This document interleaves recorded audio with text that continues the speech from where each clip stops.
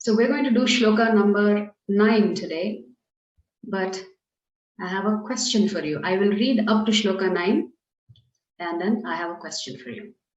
So this is chapter 4 called Transcendental Knowledge. The personality of Godhead, Lord Shri Krishna said, I instructed this imperishable science of knowledge to the sun god Vivaswan, and Vivaswan instructed it to Manu, the father of mankind. And Manu in turn instructed it to Ikshvaku. This supreme science was thus received through the chain of disciplic succession, and the saintly kings understood it that way. But in course of time, the succession was broken, and therefore the science as it is appears to be lost. That very ancient science of the relationship with the Supreme is today told by me to you because you are my devotee as well as my friend, and can therefore understand the transcendental mystery of this science. Arjuna said, the sun god Vivaswan is senior by birth to you. How am I to understand that in the beginning you instructed this science to him? The personality of Godhead said, many, many births both you and I have passed. I can remember all of them, but you cannot, O subduer of the enemy. Although I am unborn and my transcendental body never deteriorates, and although I am the Lord of all living entities, I still appear in every millennium in my original transcendental form.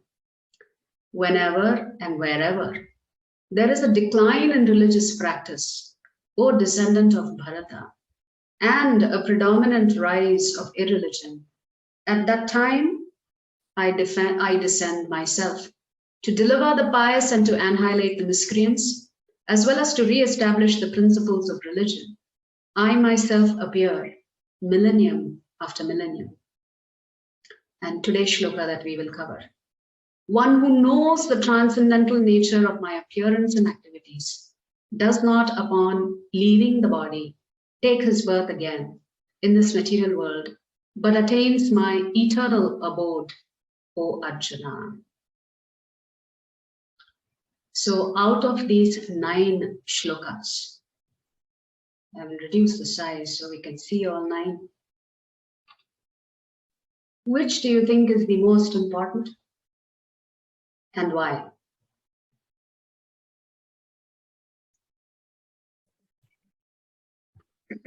(4.7) Okay, what is 4.7? Whenever and wherever there is a decline in religious practice or descendant of Bharata and a predominant rise of irreligion, at that time I descend myself. Why, Suraj Prabhu? Is that the most important shloka for you of these 9 shlokas? I mostly heard this slogan. Because you've heard it often. Yada yada hi dharmasya glanir bhavati bharata abhyutanam adharmasya tadatmanam sujami. I love this verse. Okay. So you love the verse where the Lord says, anytime there is a decline in religious practice, I come down myself. Okay. Anybody else has a different shloka that you think is important and why? 9th one, Mataji. 9th one. Oh, the Divya Mataji always knows the tricks. Huh? Why is 9th one the most important? Because that in that shloka only what is important for us is given. What is important for us in the 9th shloka? To attain liberation, what we should know. What should we know to attain liberation? Transcendental nature of my appearance and activities. Okay, all right. Anybody else? Vamika Mataji, your choice of shloka. Mataji, I believe it's the 9th one as well, because it's almost like the confidential secret that's been told here, that once we know the transcendental nature of the Lord, then we can be liberated from this cycle of birth, death, and old age and disease. Secret, yeah. Ritu Mataji? Yes, Mataji, Hare Krishna. Mataji, for me also it's 4.9 because think that the purpose of our life, and especially the human form, is to try to go back to the Godhead. And this explains beautifully that one who knows the transcendental nature of the Lord can actually aspire to go back to his abode. So that's why for me 4.9 is important. Good. Anita Mataji? Mataji, even I believe it is 4.9, Mataji. Why? Yeah, because it's Mataji, because there he says the secret to go back to Krishna. Very nice. Yes, he reveals a secret. Okay, I think y'all are all very nice disciples and followers of Srila Prabhupada. Because if you ever listen to Srila Prabhupada's lectures, although 4.7 and 4.8 are very well-known shlokas from the Bhagavad Gita, especially in India, the most important shloka for us is this shloka. Why? Because the Lord reveals the secret to going back to the spiritual world. What is that secret? We will discover today. So please recite the shloka after me. Janma karma cha me divyam. Janma karma cha me divyam. Evam yo vetti tatvatah. Evam yo vedi tattva Yaktva deham punarjanma.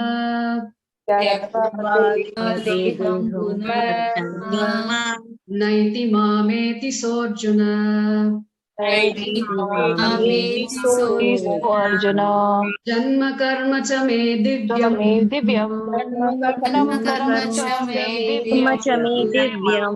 Evam yo vetti tatvatah. Evam yo vedi tattva Yaktva deham punarjanma. Naiti mameti sorjuna. Mameti sorjuna. Janma karma cha me divyam. Janma karma cha me divyam. Evam yo vetti tatvatah. Evam yo vedi tattva Yaktva deham punarjanma.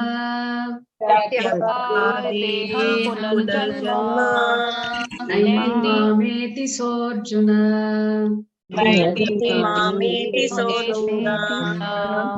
Word for meaning and translation by His Divine Grace A.C. Bhakti Vedanta Swami Srila Prabhupada ki Jai. Janma, birth. Karma, work. Also, me, of mine. Divyam, transcendental. Evam, like this. Yaha, anyone who. Veti, knows. Tattvataha, is reality. Tyaktva, leaving aside. Deham, this body. Punaha, again. Janma, birth. Na, never. Eti, does attain. Mam, unto me. Eti, does attain. Saha, he, Arjuna.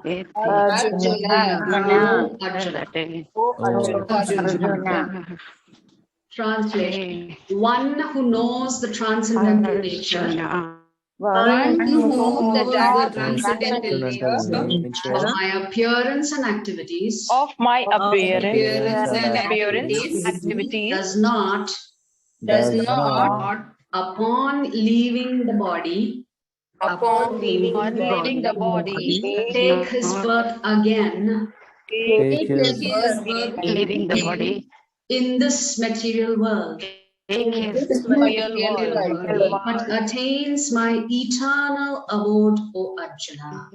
but attains my eternal abode, Arjuna. Arjuna. So, as all of the Matajis so rightly said, Krishna is revealing the secret. What is the secret? Anybody who knows that Krishna is the Supreme Lord and who understands that he appears for a specific purpose, who can enjoy his leelas, Krishna is saying such a person does not have to take birth again in this material world. So what happens to them? They attain the eternal abode. Eternal abode means wherever Krishna is residing. In this statement, Krishna is not expecting perfection. What is he saying? Simply, if you know that I am the Supreme Lord, I come here to perform my leelas and activities. Yes, I come to re-establish dharma, I come to associate with my devotees, I come to destroy the demons, all of that is good. But if you simply accept that I am the Supreme Lord, you understand my supremacy, and therefore you understand when I appear, I will also perform my leelas. If you simply accepted all of this as the absolute truth, Krishna is saying, you don't have to come back again next lifetime. You can get my eternal abode, O Arjuna. So the secret is revealed. The secret is Krishna is saying, just accept me as the Lord. Arey Baba, why more janjat than this? Can you not even accept me as the Supreme Lord? No, we don't want to accept Lord as the Supreme Lord. Why? Because we are busy telling the Lord, but my dear Lord, you sent me here. I am here to perform my pastimes. So please supply me whatever I need to perform my pastimes here. That's the situation we've put ourselves in. We're telling the Lord, but wait a minute. You've given me free will. I am performing my pastimes in this material cosmos. You please supply whatever I need so that I can continue performing my pastimes. Ultimately, that's what we're doing, isn't it? But Krishna says, if you remember who I am, our pastimes, I don't know if we even call those pastimes or blunders. Our life is full of blunders, one life after another. How can we even dare to call it pastimes? Pastimes means something that is very attractive. Is what we do in this material world attractive to anybody, even ourselves? But Krishna is saying, if you remember who I am, and if you remember that I am the Supreme Lord, and if you remember my activities, my pastimes, then at the time that you leave this body, you don't have to take birth again. So see how magnanimous and merciful Lord Krishna is. In this shloka, he is not seeking for your perfection. But a genuine devotee will always seek to become a more perfect devotee. A genuine devotee will always strive to be a sincere devotee of Krishna. That is just the nature of a devotee, to be always humble and to think, I am no good, I am no good, I am no good. Krishna is not going to let me enter into the spiritual world because I still carry so much with me. But here Krishna is saying, just accept me. Accept my position. That is the beginning of our journey back to the spiritual world. So let's read the purport that Srila Prabhupada has written. This shloka we will cover over 2 classes. So today will be part 1. Next Sunday will be part 2. Because there's a lot to discuss about this shloka. Purport. The Lord's descent from his transcendental abode is already explained in the 6th verse. One who can understand the truth of the appearance of the personality of Godhead is already liberated from material bondage. And therefore he returns to the kingdom of God immediately after quitting this present material body. So Prabhupada is emphasizing what Krishna has already stated.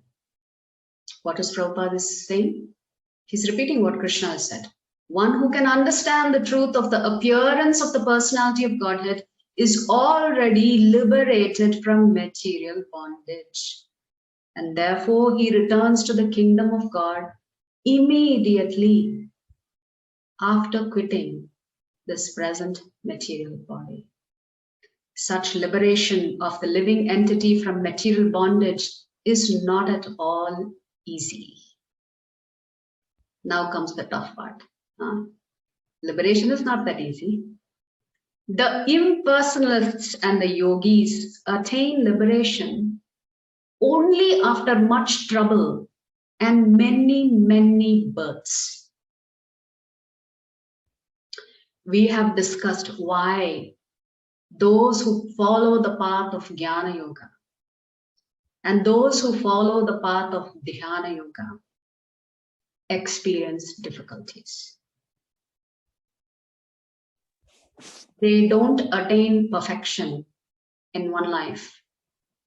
It's impossible for them to attain perfection in one life. So they have to keep coming back until in one such lifetime, they may hope to achieve this perfection. And we have discussed this earlier when Prabhupada would use the analogy of a 100-story building. There are different ways that one can get to the top of the building. Assume there is a fire escape or staircase. So one way to get to the top of the building is to climb all the stairs. Another way to get to the top of the building is if a rope is hanging down the side of the building, you use your own effort to climb all the way to the top.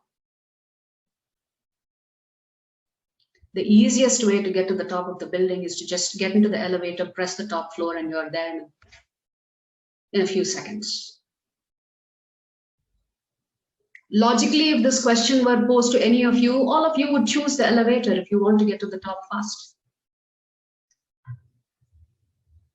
Not many people will say, I will use the staircase because I'm fit as a fiddle and I need to prove to you that I'm fit.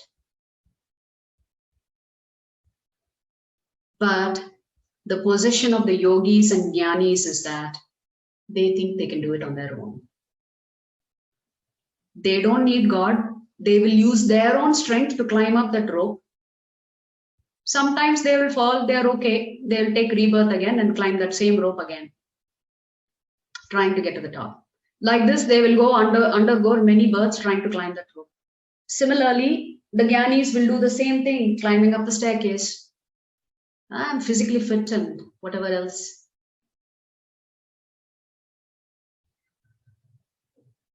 When you're on the path of Jnana Yoga and when you're on the path of Dhyana Yoga, it is also very risky because it's easy to give up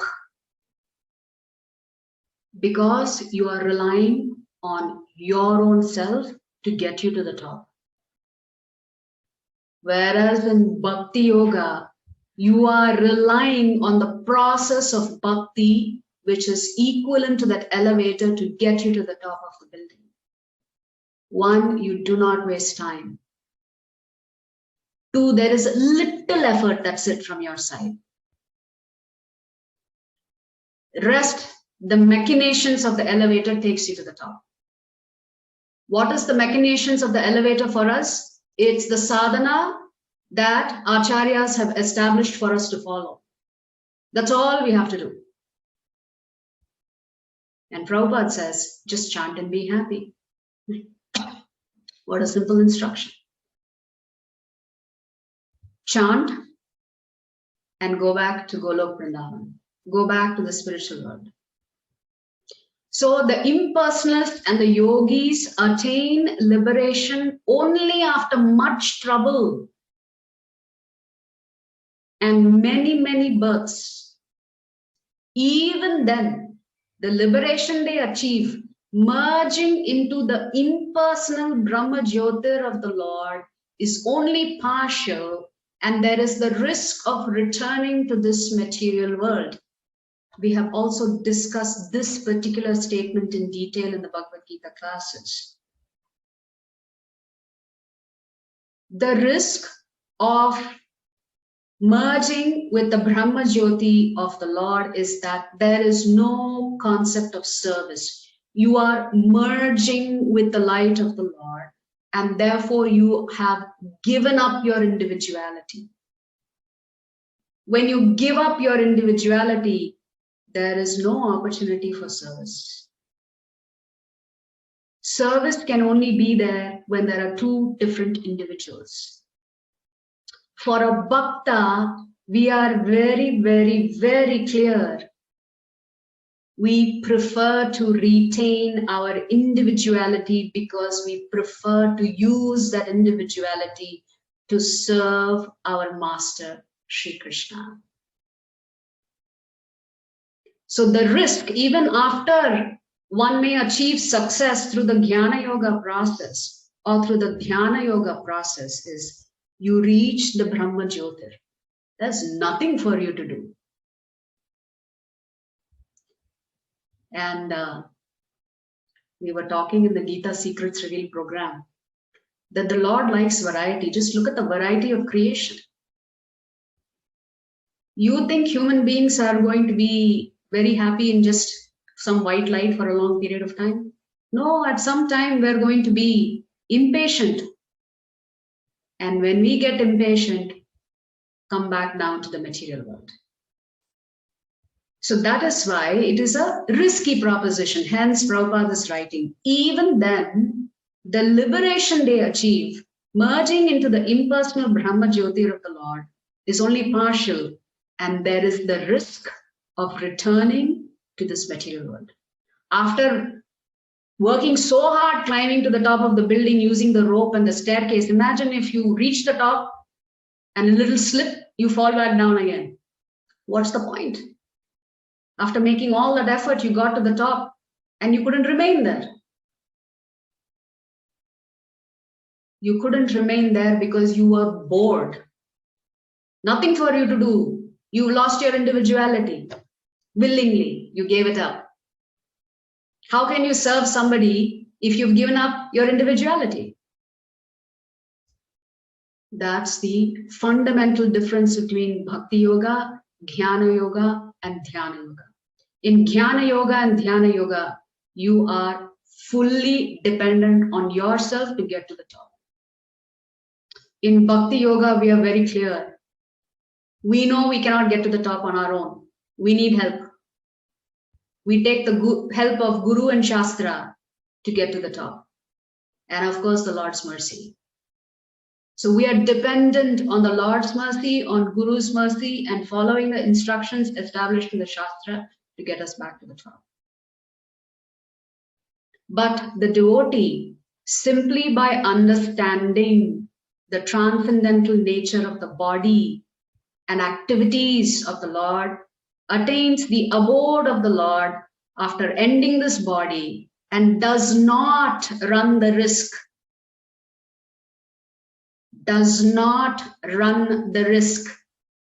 of returning to this material world.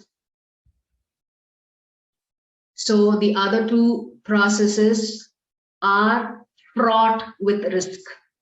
You can fall down. Bhakti yoga, there is less risk. I am saying less risk because even when you practice bhakti yoga, if you start offending Vaishnavas, trust me, you're not going anywhere.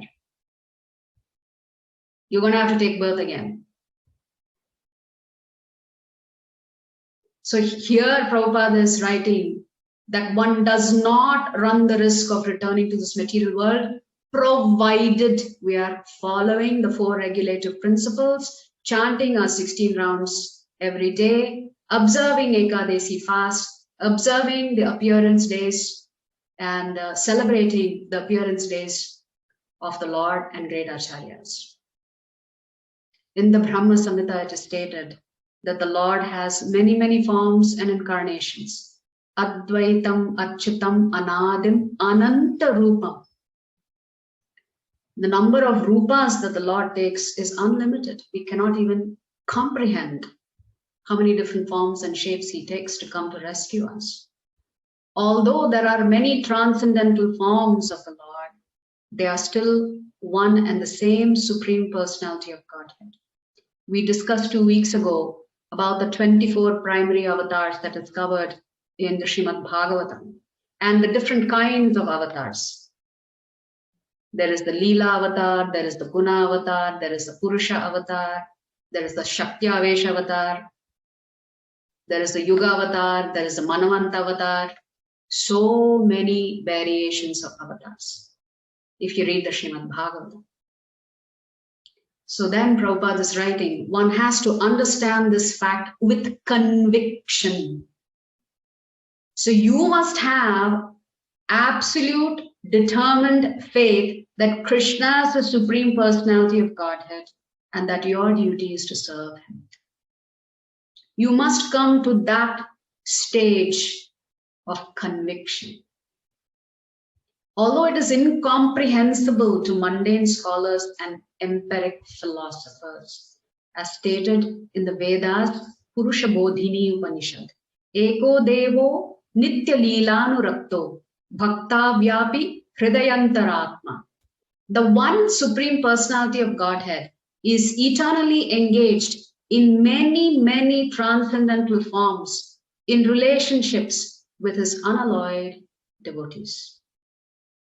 This Vedic version is confirmed in this verse of the Gita personally by the Lord, which is where he's saying, if you understand my transcendental nature and my activities, you don't have to come back to this material world. He who accepts this truth on the strength of the authority of the Vedas and of the Supreme Personality of Godhead, because the Lord himself is stating this here in the Bhagavad Gita. The same statement is made in the Vedas already. But here, Bhagavan Sri Krishna is also emphasizing this. So he who accepts this truth on the strength of the authority of the Vedas and of the Supreme Personality of Godhead, and who does not waste time in philosophical speculations, attains the highest perfectional stage of liberation. So for a devotee, we accept what acharyas say. We don't sit and think, well, I need proof. Well, let me go investigate on my own. Well, let me be convinced first. Then I will accept Krishna. Until then, question mark. Until I am convinced, I will not come down this path. But if you have just a little bit of faith in the scriptures and in the words of the Supreme Lord himself, then as a genuine devotee, we'll no longer waste time in speculating. Simply by accepting this truth on faith, one can, without a doubt, attain liberation. The Vedic version, Tat Tvam Asi, is actually applied in this case. So this is called a sutra, right? Sutras are very, very short, cryptic messages, but carrying deep truths, which will take ages to study. This Tattvam Asi means that thou art, or you are that. But there is a misinterpretation by a certain set of followers in Vedic tradition. The followers of Sri Shankaracharya, Sripad Shankaracharya, interpret the statement of Tattvam Asi, meaning I am Supreme Brahman. I have just forgot. Whereas for the Dvaitists, this Tattvam Asi simply means, my dear Lord, you are the Supreme. You are one and only Supreme. Anyone who understands Lord Krishna to be the Supreme, or who says unto the Lord, you are the same Supreme Brahman, the personality of Godhead, is certainly liberated. So the Advaita says, I am God, I've just forgotten. The Dvaitas say the same statement means God is God, I am not God. And when you say God is God, I am not God, I know my position, you attain liberation instantly. And consequently, his entrance into the transcendental association of the Lord is guaranteed. Who would not want to have Leelas with the Lord? How long we're going to sit on the, in the, what do you call it, in theaters? In the seats and watch the drama unfold. Don't you want to be part of the drama? You want to be, right? Either the scriptwriter, of course, scriptwriter is Lord Krishna himself. We cannot take that role. Whatever. We want to be engaged in the service of the Lord. We don't want to be just viewing the Lord's pastimes. We want to participate in the Lord's pastimes. That is the devotee's ultimate desire, is to go back and take up whatever spiritual form that they desire to serve the Lord. So maybe you can be a curl of hair on the Lord's head. Maybe you can be a grape hanging on his hips. Maybe you can be the sand on which he places his lotus feet. So Prabhupada, I was listening to Prabhupada's lecture earlier this week. And in that lecture, a question was asked of Prabhupada. Prabhupada, when we go to the spiritual world, what kind of body do we take? I mean, do we get to pick and choose, or is it decided for us? Because in the material world, we have understood that, yes, through our karma and through our desires, we have to accept whatever body is given to us. We don't have a choice. Is the same true in the spiritual world? It's a very interesting question that was posed to Srila Prabhupada. Srila Prabhupada says, whatever is your heart's desire in how you want to please the Lord, you will take that spiritual form. It may be a flower, it may be a bumblebee, it may be a grain of sand, it may be a drop of water. So Prabhupada says, whatever is your innate nature of how you want to serve the Lord, you will take on that spiritual form and serve the Lord. So in the spiritual world, there is no difference between living and non-living, inert and active. Duality doesn't exist in the spiritual world. Everything that we know today as animate and inanimate is all conscious in the spiritual world. A grain of sand is serving Krishna in the spiritual world. It has full consciousness. A body of water is serving Lord Krishna in the spiritual world. It has full consciousness. So Prabhupada was saying, we get to choose how we want to serve Krishna in the spiritual world because we have a desire. And we will figure out how we're going to fulfill that desire and what body or what form or shape we want to take once we enter the spiritual world. So imagine, in this material cosmos, we don't have a choice of the bodies. It is forced upon you. You can't say, oh, no, I don't want to be a pig. I would rather be an elephant. No. Based on your past activities, you're just, some stamp is done by some devata and that's it. You're getting your next body. You don't have a choice. So that is the beauty of the spiritual world. So we want to be engaged in the service of Krishna. As long as we are here in this material world, we can engage ourselves in the service of Krishna by performing our duties and responsibilities to the deity. Therefore, deities and deity seva is very, very important in our culture. There are two ways in which you can do it. You can install deities in your home through a formal process and worship those deities as your master.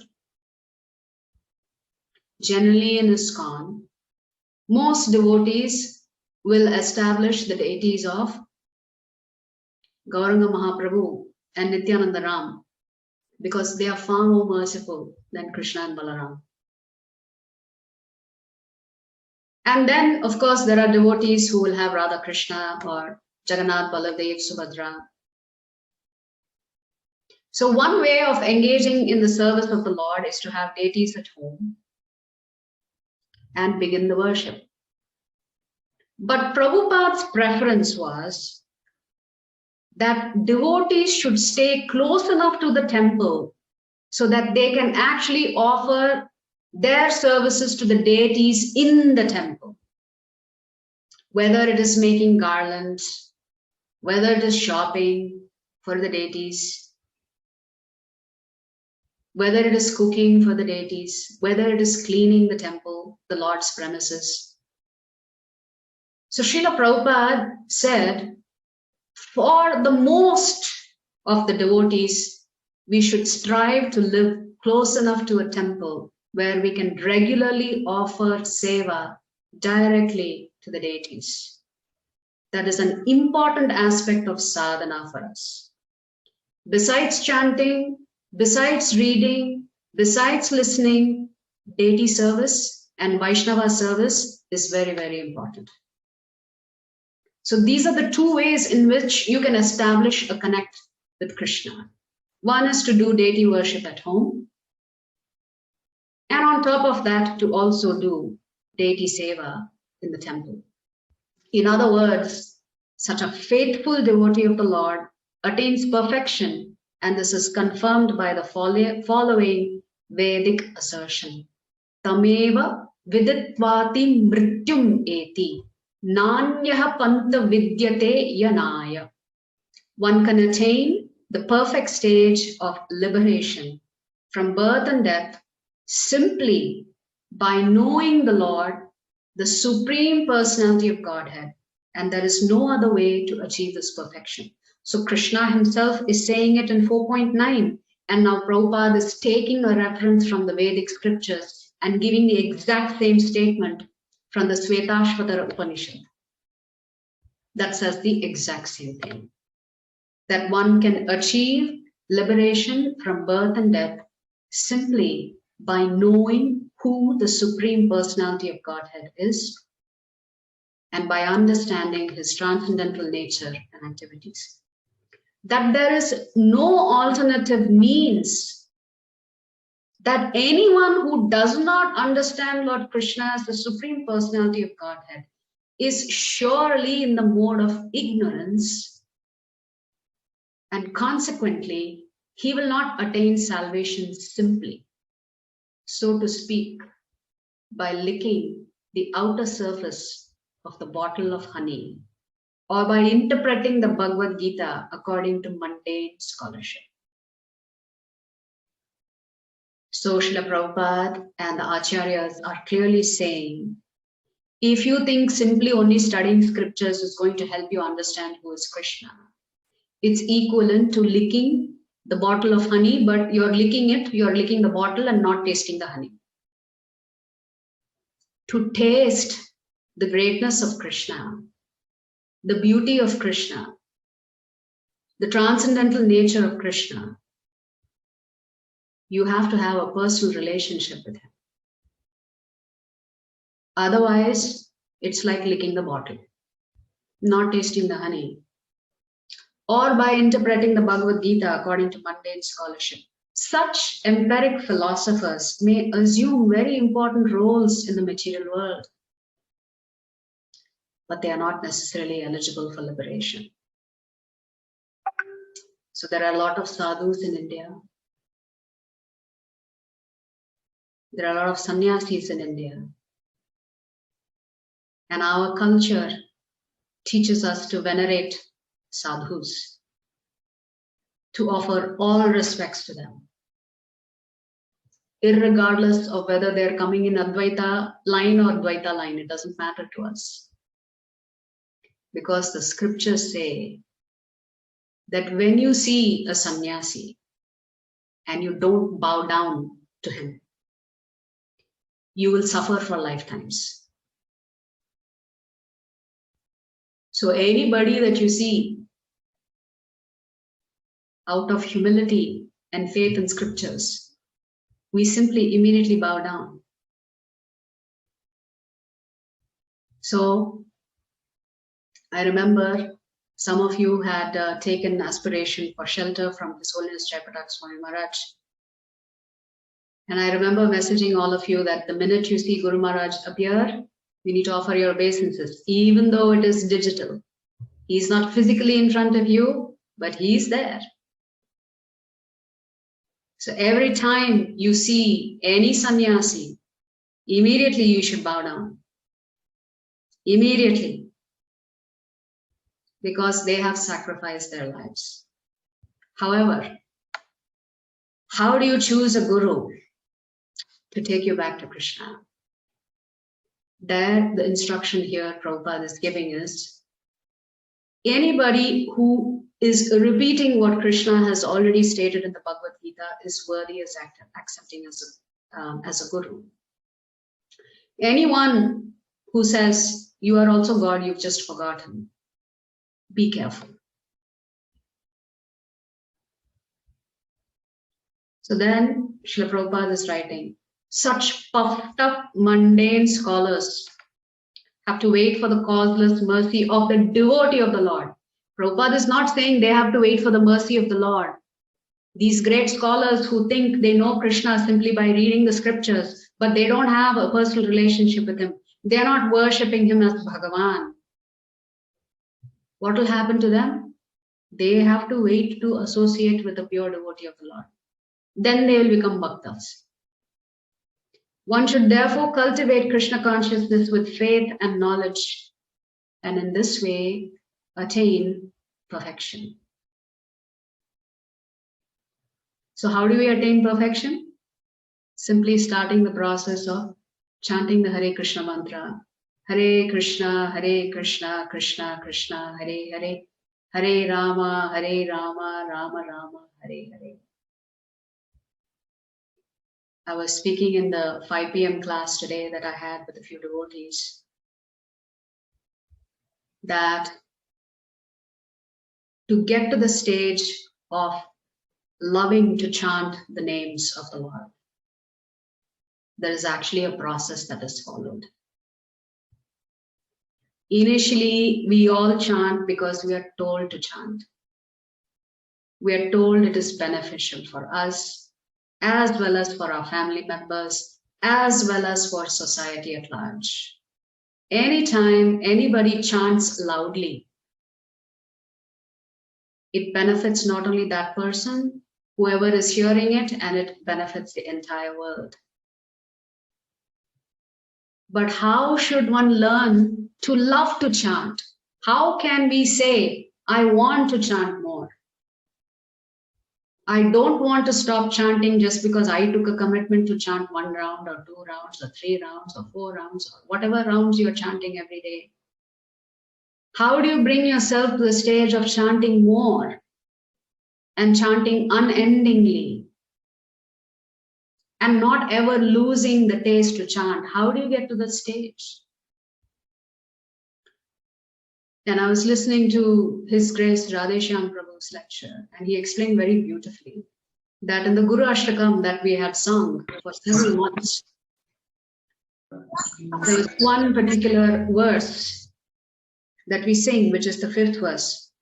Shri Radhika Madhavayor Para Madhurya Leela Guna Rupa Namnam.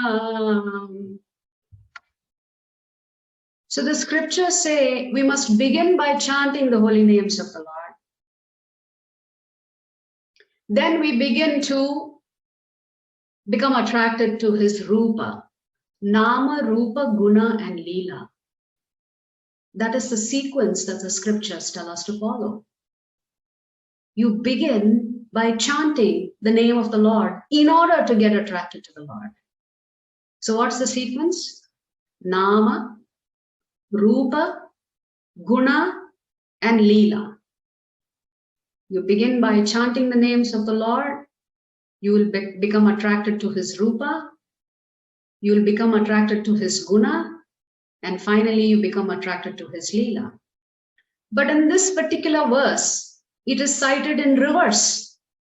Shri Radhika Madhavayor Apara Madhurya Leela first. Guna, Rupa, and Nam Nam next. In exact reverse sequence. And this is the Guru's role. The Guru introduces you to the Leelas of the Lord. And the more you hear about the Leelas of the Lord, your attraction begins to Krishna. So attraction to Krishna actually begins by hearing about him. And as you hear more and more about his pastimes, you become attracted to his qualities. Whatever quality attracts you, whether it is his beauty, his power, his knowledge, his fame, his renunciate nature, his mischievousness, his wealth. After hearing Leelas about the Lord, you become attracted to one or more of his gunas. How many gunas? Bhagavan means someone who possesses 6 opulences in full, right? Knowledge, fame, beauty, wealth, strength, and renunciation. When you become attracted to specific qualities of the Lord, you become attracted to his form. And when you become attracted to his form, you become attracted to his name. And that's how you fall in love with chanting the names of the Lord. So you are working the 2 extreme ends of this Nama, Rupa, Guna, and Leela simultaneously. You are already chanting and you're also hearing about the Leelas about the Lord. So the more you hear about the Lord, the more you're attracted to him. The more you're purified, the more you are instigated to chant helplessly. Prabhupada says that when we chant the names of Krishna, it should be like a child crying out for its mother. You know, any mother, within a very short period of time, is able to decipher the various types of crying of their child. They know when the child is crying out and they need to be there right away. Versus crying that simply says, I only want attention. So mothers know when they need to drop everything and run to their child. So you should cry in such a way that Krishna knows he needs to drop everything and come towards you. So that's up to us how we want to cry to attract the Lord's attention. Yes? So it's our choice how we want to cry. Do we want to cry helplessly so that Krishna is in our life all the time? Or do we want to cry out of boredom, or simply because I'm told to cry, or simply because, I'm habituated to crying? Or do you want to genuinely cry and ask Krishna to step in? That choice is ours. So Prabhupada is saying, one should therefore cultivate Krishna consciousness with faith and knowledge. Faith by itself is not sufficient. Say faith supplemented by knowledge of hearing about Krishna, by hearing about Krishna's tattva, which is what is the truth behind Krishna. One can attain perfection. Right? So instead of worrying about our pastimes here and how Lord Krishna has to supply us with various paraphernalia so that we can perform our pastimes imperfectly here, we should really focus our attention on the Lord's pastimes, a little less on our own pastimes.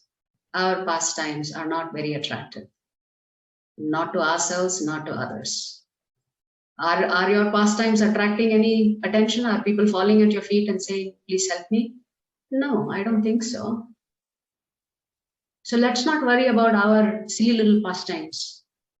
We are just make-believe, all of this. Yes, we're thinking we're great. You know, we can change people, we can change events, we can change the course of history, etc., etc. We are insignificant given the size of the cosmos and given the nature of who we are. So I was listening to Chaitanya Charan's Prabhu's classes, and he was saying, the Lord descends to help us ascend. The word avatar literally means descend, right? The Lord descends to help us ascend. What does this help us ascend? He helps us ascend our consciousness. He comes to attract us time and time again. He comes to perform his leelas so that we are attracted by his leelas. And we'll begin this journey of leela, guna, rupa, and nam, such that we are addicted to Krishna, such that Krishna becomes our top priority in our life. Everything else is secondary. Krishna first, everything else later. Or secondary, I wouldn't say later, secondary. So we should have our priorities straight. You know. So this is important for us to understand, that the Lord descends to help us ascend. And the Lord comes to take us back home to where we belong. He's showing you the route again and again to go back home.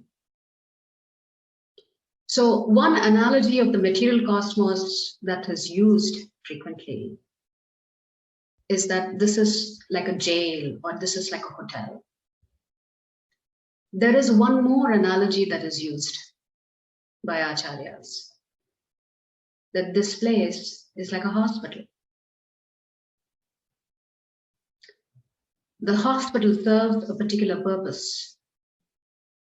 We go there to get treatment.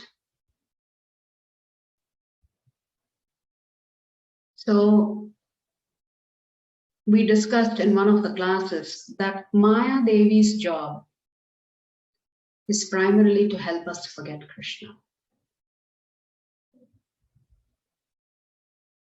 But Yoga Maya's job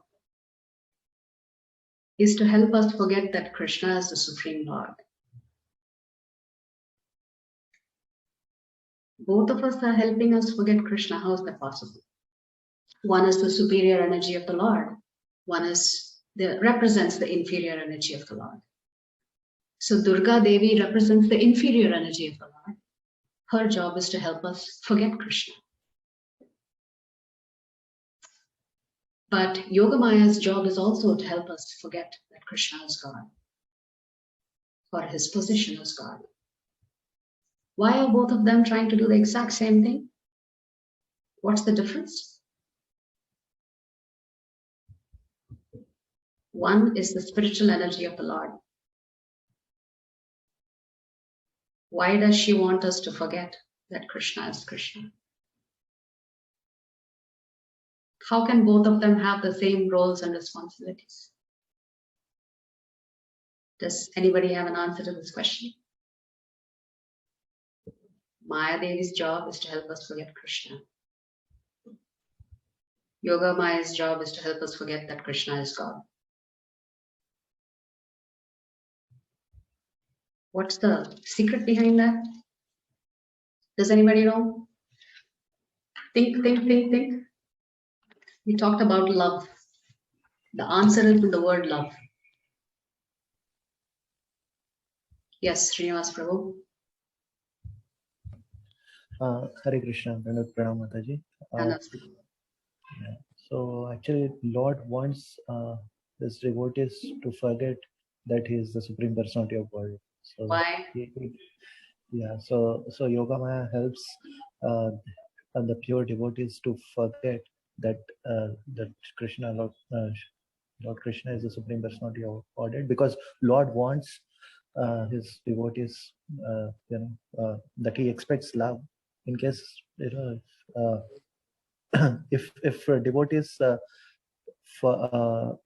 if they remember Lord Krishna as the Supreme Personality of Godhead, then that same kind of love Krishna will not receive. So that is about Yoga Maya. And Maya Devi is she helps in forgetting to the conditioned souls like us. So we are sleeping in the lap of Maya Devi. So that's the difference, Mataji. Yes, you're right. Thank you.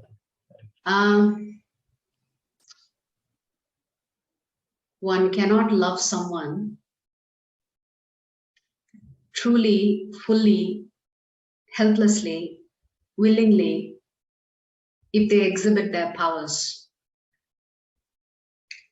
So the job of Yogamaya is to make us forget that Krishna is the Supreme Lord. Because if we don't forget that Krishna is the Supreme Lord, it's going to be difficult for our love to grow. So to deepen our love for the Lord, she makes us forget that Krishna is Krishna, so that our relationship with him deepens, whether it's in the mood of a parent or a lover or a friend or just a servant or even a neutrality.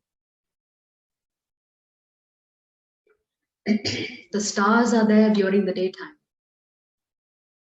but we cannot see it because of the brightness of the sun. The sun overpowers the brightness of the stars. So Krishna, he's all attractive. He is the Supreme Personality of Godhead. But he's so merciful that he is happy to subordinate his position so that love can flourish. So when the Lord exhibits his Aishwarya Bhav in the form of Lord Narayana or Lord Vishnu, the type of love that one has for, say, Lord Narayana or Lord Vishnu is very different from the type of love that you can have for this little naughty, mischievous Shyamasundar, isn't it? There is a difference in the quality of love. So when the Lord exhibits his Aishwarya Bhav, it is difficult for the bhaktas to, it's not that they stop loving him, it's difficult for them to get close to Krishna. And therefore, Yoga Maya helps us forget that Krishna and Krishna is Krishna, so that our love actually flourishes for him. So then you can ask, who's in control then? Is Yoga Maya in control or is Krishna in control? If Yoga Maya is being controlled by Krishna, who is the Supreme Lord then? Is it Yoga Maya that is supreme or Krishna that is supreme? So the way that we understand this is that the Lord always maintains his supremacy, but he gives the directing responsibilities to Yoga Maya. He writes the script and he's the hero. but direction is given to Yogamaya. So although he is the script writer, because he's chosen to play the role of lover or the all attractive here, he has to follow the direction of Yogamaya. So the Lord is simultaneously in control and not in control. How can we understand this? How can anybody who calls themselves God be not in control and in control simultaneously? So if you observe the Damodar Leela pastime, where Mother Yashoda, no matter that twice or thrice Lord Krishna had hinted to her, I am the Supreme Lord. Actually, there is a very funny pastime in the Damodar Leela. After Krishna gets bound up and he's crawling in the courtyard, that day Balaram was not there when he was bound. But after he gets bound, Balaram comes into the courtyard and he sees, Are, my younger brother is bound. And he starts talking loudly. He says, who did this to you? Do they not know who you are? And Krishna instigates him and says, yes, go and talk to Yashoda. I'm telling you, Yashoda only, she seems to have forgotten who I am. She just tied me up with ropes and left me up here. So Balaram goes and talks to Mother Yashoda and he says, do you know who your son is? Do you know that he was Lord Narasimha before and he was this Lord and that Lord before, and you have dared to tie him up? Do you know who I am? And she's got a stick in her hand and she says, okay, tell me who you are. And he says, I was Lakshman in the previous incarnation. I was this, I was that. He is my Supreme Lord. How can you bind him? And she says, Acha, so all the avatars have decided only to make an appearance in my backyard, is it? So she takes the stick and starts chasing Balaram. And Balaram just escapes from it. So even Lord Balaram is afraid of Mother Yashoda. Mother Yashoda doesn't care. You can claim you are the Lord. You are still my child. You better obey me.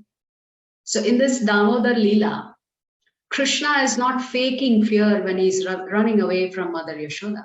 He's genuinely afraid because he's forgotten that he's Bhagavan. And the reason he's forgotten that he's Bhagavan is he's working under the direction of Yogamaya. Although this Damodar Leela script itself was orchestrated by Lord Krishna, of course. But this is the unfathomable features of the Lord. How can he be two contradictory things simultaneously? He's in control and he's not in control. So anyway, the shloka for today was when Krishna says, if you understand me, if you accept my pastimes, if you accept that I am the Supreme Lord, you don't have to take birth again. So he's revealing the secret, open secret. He's telling you what is it that you need to do. Very simply, surrender to him. Understand that he's the Supreme Lord. And your journey begins. So in the Chaitanya Charitamrita, there is a very famous verse that goes like this. Jivere Swarupa Hoy Krishnera Nityadas. Jivere Swarupa Hoy Krishnera Nityadas, which means eternally a Jivatma is a servant of Lord Krishna. If we have understood that we are the servant and Krishna is our master, and our duty is to serve him eternally, whether we are occupying these material bodies or whether we return to the spiritual world, it doesn't matter. We can serve him anywhere. Even if we are put into the body of an ant, great acharyas actually pray for this. You will see this in the prayers of Uddhava and prayers of Lord Brahma, where after the Brahma Vimohan Leela, Brahma recognizes that he has tested the Supreme Lord and inadvertently upset the Lord. When he refuses to believe that Krishna is the Supreme Lord. What is the scene he comes across? Krishna is having lunch with his Gopa friends. And Madhu Mangal's mouth is stuffed with laddus. Krishna leans over and taps the two sides of the cheeks, the chubby cheeks of Madhu Mangal. Out flies a laddu. Krishna catches that laddu and puts it in his mouth. Seeing this, Lord Brahma gets bewildered. Saying, what is this, God? How can this be God? He's going completely against Shastra. Eating with his left hand, eating food that has been contaminated by Jivatma. How is he doing this? So this perturbs Lord Brahma, and therefore he decides to test to see if this is indeed the Supreme Lord.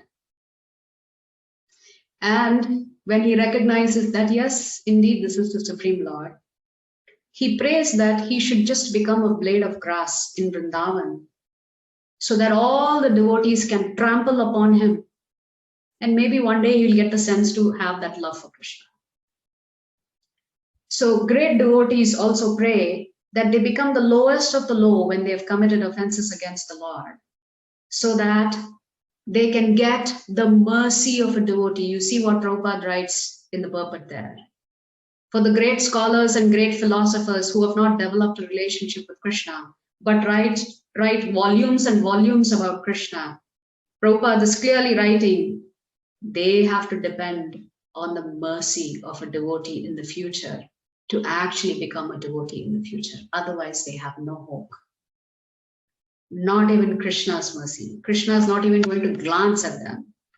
They have to wait for a devotee to benedict them with their mercy so that they may become a devotee. So we'll stop here. Vancha